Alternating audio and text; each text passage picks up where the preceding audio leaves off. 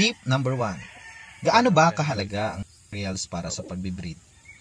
Unang-una, ang materials po natin ang unang dahilan. Kaya maganda ang resulta ng breeding natin. Kung gusto natin makakuha ng maganda at maayos na materials mga amigo, dapat natin itong paggastusan. Kasi para sa akin mga amigo, lahat ng magaganda, maayos at quality materials ay may presyo po yan mga amigo. Kasi dugo, oras at pawis ang puhunan ng isang breeder para makapalabas ng magaganda, maayos at quality materials.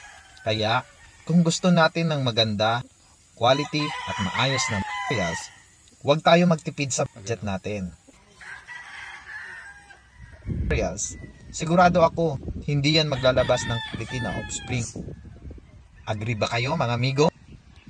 Kaya kung gusto natin magsimula ng breeding, pag-ipunan natin ang materials na gusto natin. Hindi naman kailangan ng madaming bloodline ang nasa manukan natin mga amigo. Ang importante, maayos, maganda at quality ang materials natin. Para makasabay tayo sa kompetisyon sa ruweda. Kaya payo lang mga amigo, pumili tayo ng maayos at quality na materials.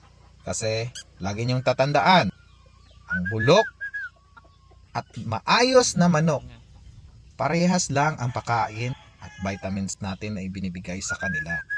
Kaya kung gagastos naman lang tayo, doon na tayo sa maayos at magandang materials. Sa ulit mga amigo, magandang umaga po sa ating lahat. At paalala lamang po, ito po ay sariling opinion ko lamang. At kung may mga comment and suggestion po kayo, paki-comment down below.